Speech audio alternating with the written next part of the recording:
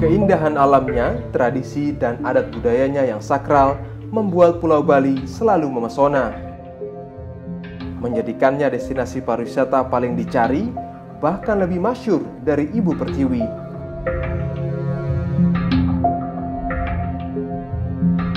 Hingga apapun yang terjadi di Bali akan lebih mudah terdengar dan menyebar di dunia wisata internasional.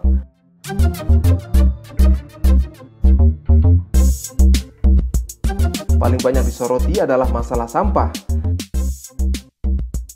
Tak hanya dari masyarakat asli Bali, penyumbang sampah juga datang dari para wisatawan. Tak heran jika sampah mengotori sejumlah tempat wisata. Berusaha melakukan upaya penyelamatan, pemerintah daerah mengeluarkan sejumlah peraturan. Salah satunya Peraturan Wali Kota Denpasar Nomor 36 Tahun 2018 tentang pengurangan penggunaan kantong plastik.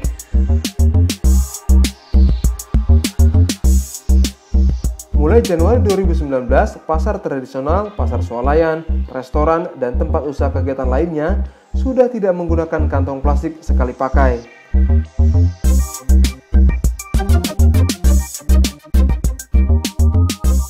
Langkah lainnya adalah melakukan revitalisasi TPS-AS atau tempat pembuangan sampah akhir regional Sarbagita Suwung.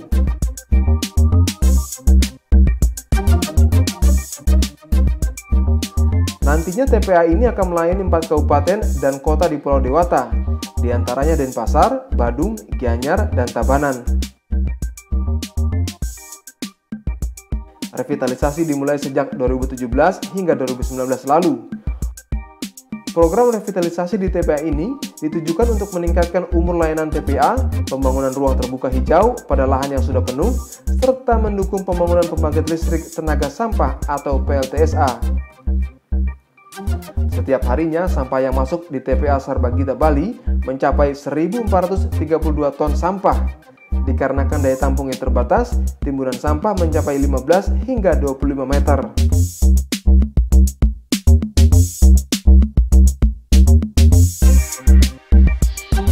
Dari 32,4 hektar luas lahan TPA yang direvitalisasi, 22 hektarnya telah penuh dengan sampah, sehingga ditutup untuk penataan dan dibuat metode terasiring.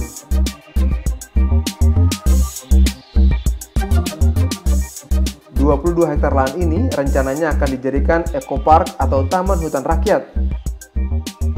Yakni dihijaukan dengan konsep terasiring level 3 yang dilengkapi dengan pedestrian dan jogging track.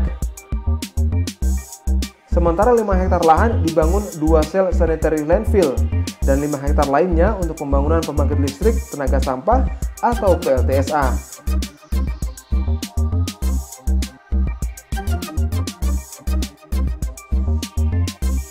Pembangunan 2 sel baru dengan teknologi sanitary landfill akan memperpanjang masa layanan TPA hingga 2024 mendatang. Proyek revitalisasi TPS Sarbagita Bali ini dikerjakan PT Waskita Karya dan PT Arkonin dengan nilai anggaran mencapai 250 miliar rupiah. Jadi penutupan ini seluas 22,4 hektar. Kemudian juga kami ada lakukan pembangunan IPL,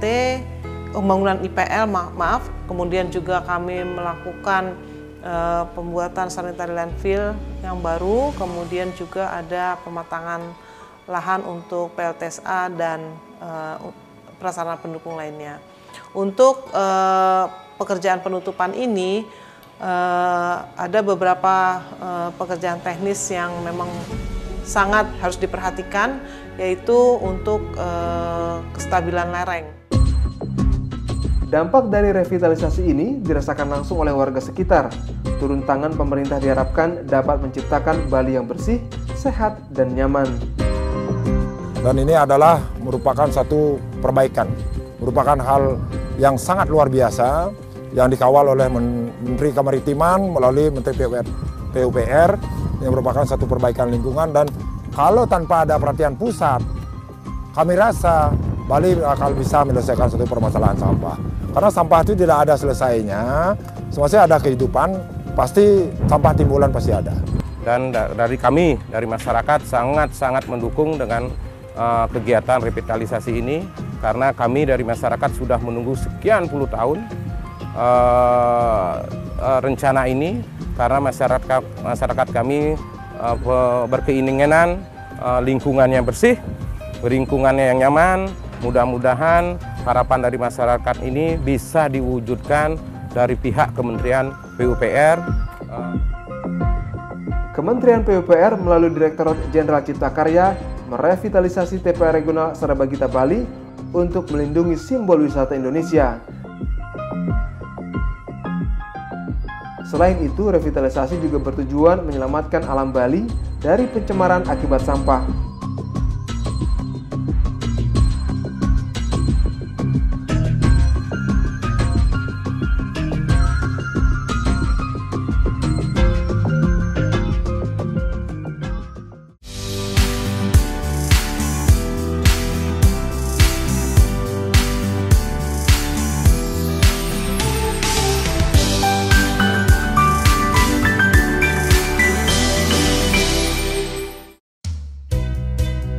PKPT mempunyai tugas melaksanakan penelitian dan pengembangan, pengkajian kebijakan dan strategi pengembangan infrastruktur, serta penerapan teknologi hasil penelitian dan pengembangan bidang pekerjaan umum dan perumahan rakyat (PUPR).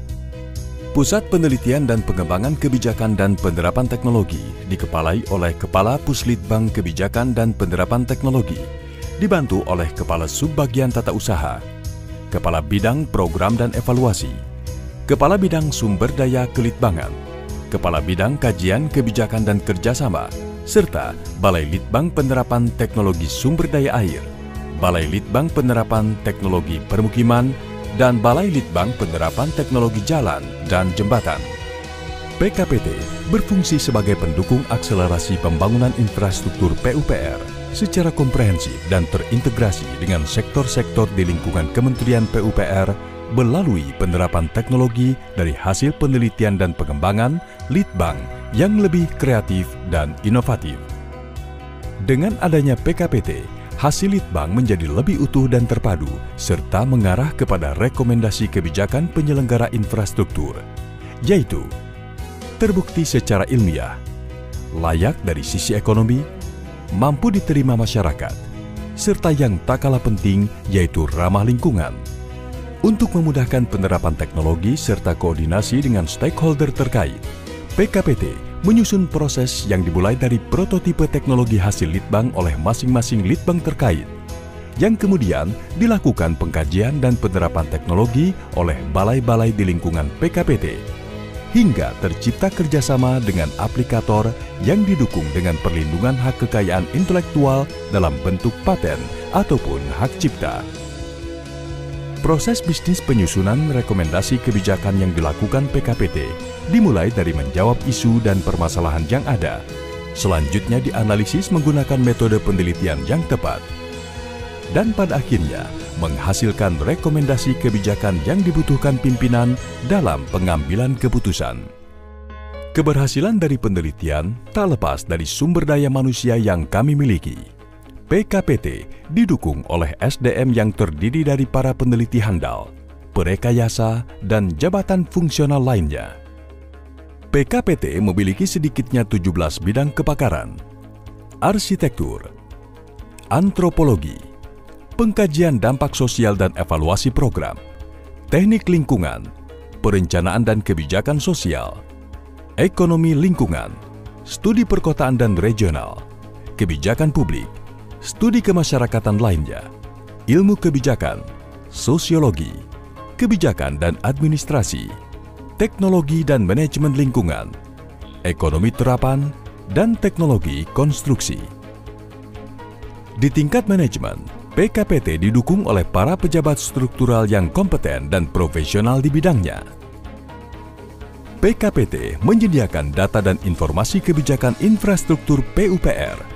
PKPT telah berkarya dan menghasilkan produk hasil Litbang, yaitu kajian hasil Litbang aspek ekonomi infrastruktur, rekomendasi kebijakan mendukung infrastruktur PUPR, dukungan penerapan teknologi Litbang, penyediaan data dan informasi tentang kebijakan dan penerapan teknologi, serta layanan advis sosial ekonomi, juga beberapa rekomendasi kebijakan.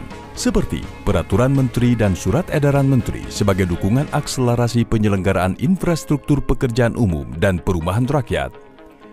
PKPT juga menghasilkan produk Litbang Terapan, yaitu Strategi Akselerasi Pengadaan Tanah untuk Pembangunan Infrastruktur PUPR, Kajian Pengendalian Pembangunan di Kawasan Ekonomi Khusus berbasis daya dukung dan daya tampung, Kajian Perhitungan Opportunity Cost untuk peningkatan efektivitas perencanaan OP infrastruktur PUPR, Litbang Potensi Penerapan Teknologi Perumahan dan Permukiman, SPAM, dan Sanitasi mendukung penanganan kawasan kumuh. Guna mendukung stakeholder internal dan eksternal, PKPT membangun pusat data dan informasi, antara lain Laboratorium Kebijakan Infrastruktur PUPR, Instrumen Pemetaan Data Socycling Sistem Inovasi Teknologi Hasil Litbang, Teknologi Online Electronic Office System, Perpustakaan Online, Repositori Hasil Litbang, Jurnal Online, serta beberapa aplikasi untuk mendukung aspek non-teknis dalam pembangunan infrastruktur PUPR. Penyelenggaraan infrastruktur pekerjaan umum dan perumahan rakyat dimulai dari tahap gagasan, perencanaan, pelaksanaan, hingga monitoring dan evaluasi beberapa karya tersebut, seperti Advis Inovasi Tata Kelola Teknologi Updating mendukung penyediaan air minum, Advis Pemetaan Sosial Ekonomi dan Lingkungan, Advis Pembangunan Jalan, Advis Pembangunan Jembatan. Untuk informasi lebih lanjut, kami bisa dihubungi di http://litbang.pu.go.id/pkpt, email pkpt@pu.go.id, telepon 021 727 84641, atau kunjungi media sosial kami Puslitbang Kebijakan dan Penerapan Teknologi, Facebook @puslitbangkpt, Twitter @puslitbangkpt, Instagram @puslitbangkpt, YouTube PKPT Kementerian PUPR. Inovatif, kreatif, dan berkelanjutan.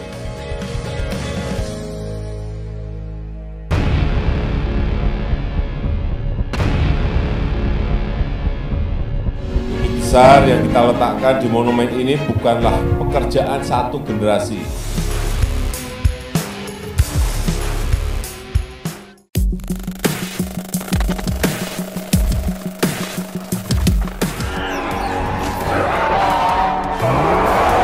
Tahu pasukan superhero rekaan Marvel di Avengers?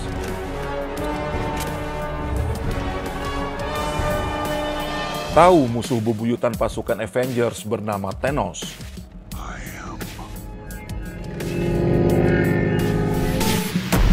Film besutan Marvel Studio ini begitu fenomenal, merajai film box office dunia. Rupanya, Presiden Jokowi pun tertarik dengan Avengers. Pak D. Jokowi menyebut, dunia kini sedang menghadapi perang ekonomi berkepanjangan dan tak berbatas, alias Infinity War. Presiden Jokowi pun menganggap musuh besar dunia sekarang adalah Thanos. Dan ternyata, markas pasukan Avengers juga ada di Indonesia. Di manakah letaknya? Saksikan program Pojok Presiden dalam episode Markas Avengers hanya di PUPR TV.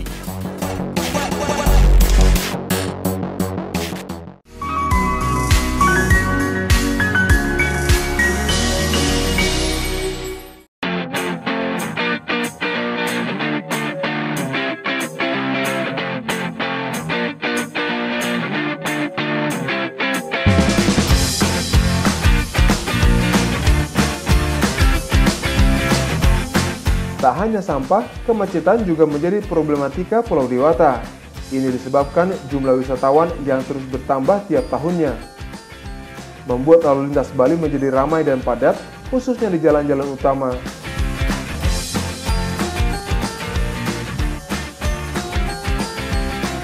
Seperti di Bundaran Tugu Ngurah Rai, Kabupaten Badung, akses utama menuju Bandara Internasional Ngurah Rai. Setiap harinya tidak kurang dari 5.000 kendaraan, baik roda 2 maupun roda 4, melintasi jalan ini. Guna mengurai kemacetan, Kementerian Pekerjaan Umum dan Perumahan Rakyat (PUPR) melalui Balai Besar Pelaksanaan Jalan Nasional 8 membangun underpass Simpang Tugu Ngurah Rai.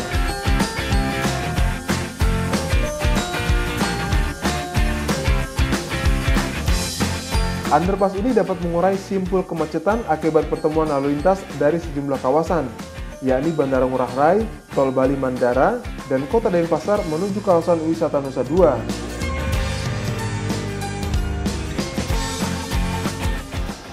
Adapun tujuan utama pembangunan underpass Simpang Tugu Ngurah Rai yaitu untuk mengatasi kemacetan yang selama ini terjadi di underpass Simpang Tugu Ngurah Rai, di mana underpass Simpang Tugu Ngurah Rai ini mempertemukan antara ruas menuju ke Bandara Ngurah Rai, menuju ke Jalan Tol Bali Mandara, dan akses utama menuju pariwisata Nusa Dua Denpasar.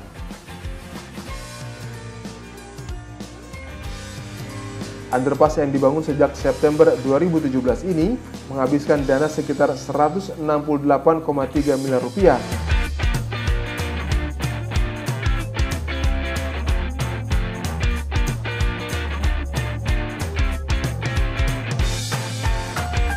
Underpass memiliki panjang 712 meter, lebar 17 meter, serta tinggi 5,2 meter. Metode pengerjaannya menggunakan scan pile atau penanaman dinding penahan tanah agar stabil. Selain pembangunan underpass, pelebaran jalan juga dilakukan di sisi utara dari arah Denpasar serta dari arah Nusa Dua.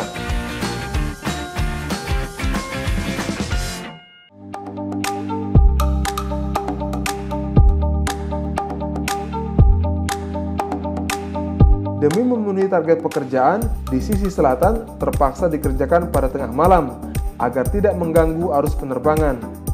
Karena lokasi proyek berdekatan dengan arah runway Bandara Internasional Ngurah Rai.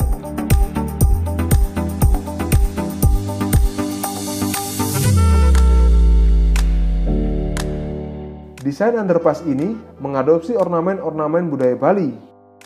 Pengguna jalan dapat merasakannya saat kendaraan masuk underpass.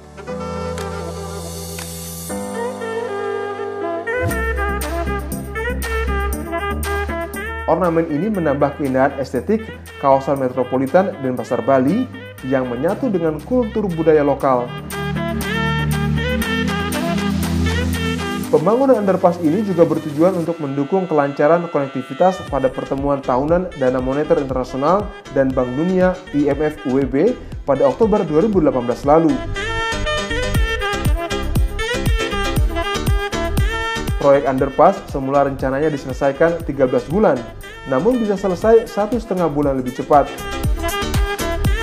Dengan adanya underpass ini, diharapkan mampu mengurangi kemacetan hingga 50%.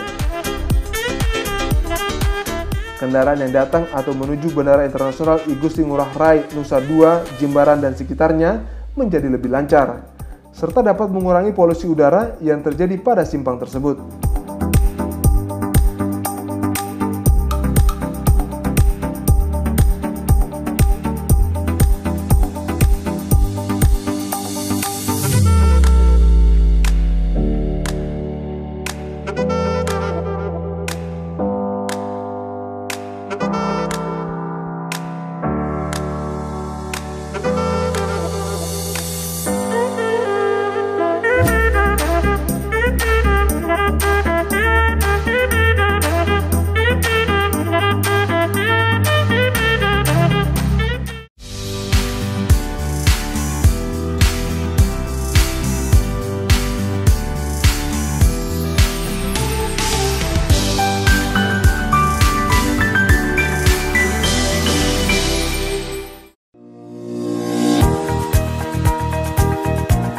Pembangunan infrastruktur menjadi prioritas utama pemerintah Republik Indonesia.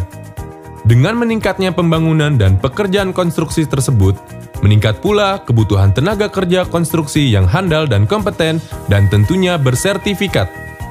Tenaga kerja yang kompeten dan bersertifikat adalah unsur penting agar pembangunan infrastruktur dapat terlaksana dengan baik, sebagaimana dituangkan dalam Undang-Undang Nomor 2 Tahun 2017 tentang Jasa Konstruksi yang menjelaskan bahwa setiap tenaga kerja konstruksi yang bekerja di bidang jasa konstruksi wajib memiliki sertifikat kompetensi kerja. Kementerian PUPR sebagai pembina sektor jasa konstruksi terus melakukan inovasi dalam membina dan meningkatkan kualitas kompetensi dari para tenaga ahli dan terampil.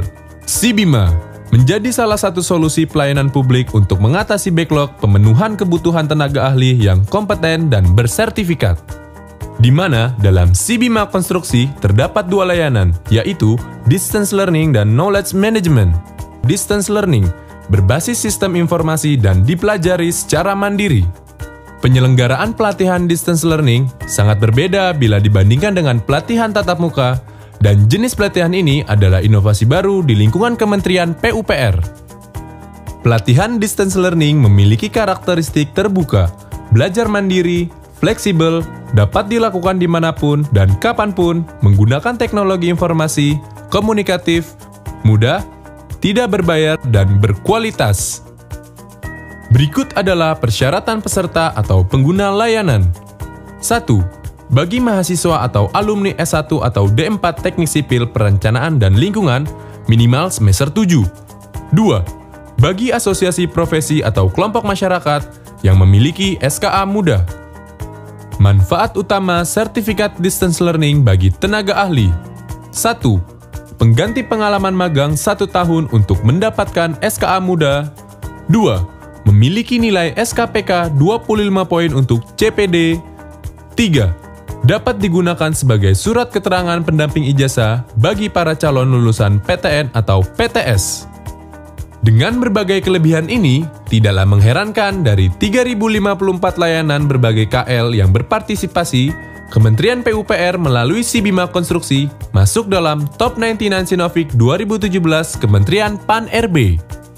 Melalui Sibima Konstruksi, Kementerian PUPR telah menyediakan layanan bagi masyarakat berupa sistem pembelajaran jarak jauh yang bertujuan untuk dapat meningkatkan kompetensi keahlian konstruksi. Dengan meningkatnya pengetahuan keahlian konstruksi, masyarakat memiliki peluang yang lebih besar untuk meningkatkan kualitas pekerjaan, sehingga bangunan konstruksi akan menjadi lebih kokoh, lebih tahan lama, dan tidak mudah rusak. Pada akhirnya, dengan meningkatnya umur layanan bangunan konstruksi akan berdampak kepada meningkatnya kesejahteraan masyarakat secara nasional. Mari manfaatkan Sibima Konstruksi.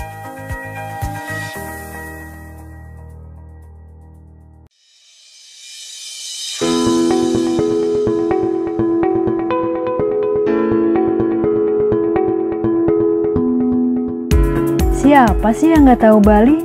Surga dunia bagi para wisatawan. Tapi, nggak cuma Bali aja. Indonesia masih memiliki daerah yang pesonanya nggak kalah dengan Pulau Dewata ini. Sebut saja Danau Toba, Labuan Bajo, Manado, Mandalika,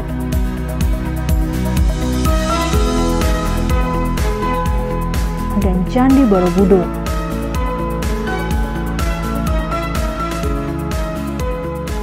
Kelima destinasi wisata ini masuk dalam kawasan strategis pariwisata nasional yang dikembangkan untuk jadi Bali baru. Tak tanggung-tanggung, biaya yang dianggarkan mencapai 5 triliun rupiah. Langkah apa saja yang dilakukan Kementerian PUPR untuk infrastruktur KSPN? Saksikan selengkapnya di program Pojok Menteri episode Membangun Bali Baru, hanya di PUPR TV.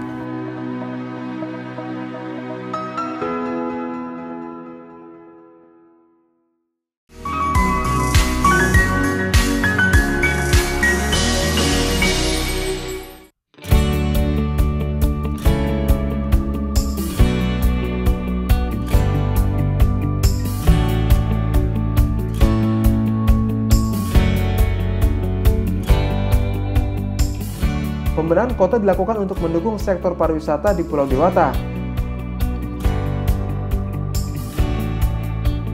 Aktivitas ekonomi yang tinggi sejalan dengan citra Denpasar sebagai kota budaya yang ramai dikunjungi wisatawan.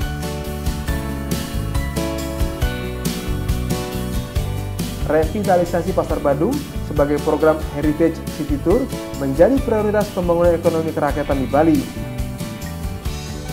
Ini luasnya kurang lebih 12.000 meter persegi. Kemudian jumlah pedagang 1.698 pedagang. Ya, ini memang filosofinya adalah budaya Bali, ciri khas budaya Bali. Makanya Bapak Wali Kota sudah menegaskan bahwa Pasar Badung ini harus menjadi smart heritage market ya. Smart heritage market karena kawasan di Pasar Badung ini memang kebetulan kawasan kota yang memang dijadikan kawasan heritage Kota Denpasar. Pasar yang beroperasi 24 jam ini mengalami kebakaran pada akhir 2016 silam. Kini Pasar Badung telah kembali berdiri dengan megah. Revitalisasi pasar berlangsung di tahun 2017 dan rampung pada 2019.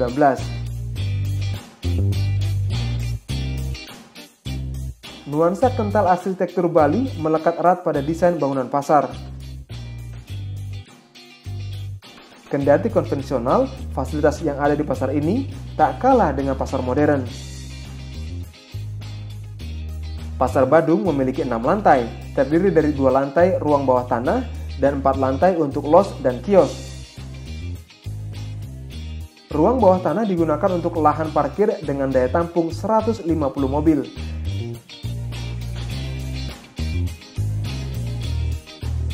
Total los yang sanggup ditampung di pasar ini mencapai 1.450 unit dan tambahan 290 unit kios.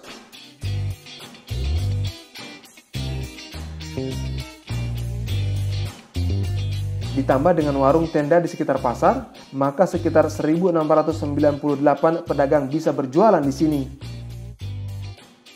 Bangunan Pasar Badung ramah terhadap anak dan penyandang disabilitas.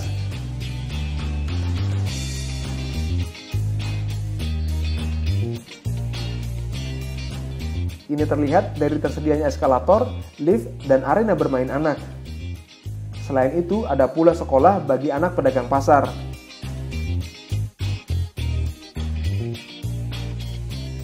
Pasar ini juga ramah lingkungan, karena tidak lagi melayani pembelian dengan kantong plastik. Pembeli harus sudah membawa kantong belanja ramah lingkungan dari rumah.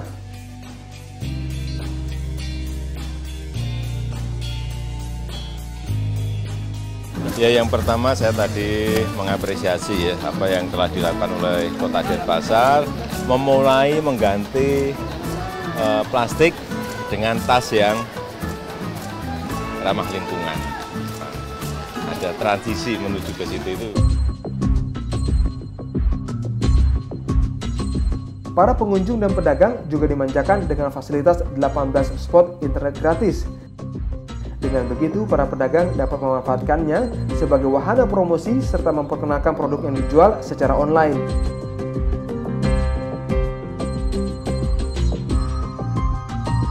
Dengan segala fasilitas yang tersedia, Pasar Badung tak hanya digunakan sebagai sarana jual beli, namun juga sebagai tujuan wisata, rekreasi, dan edukasi usia dini. Bali telah menjadi barometer destinasi wisata dunia. Kementerian PUPR berusaha turut menjaga kemasyhurannya.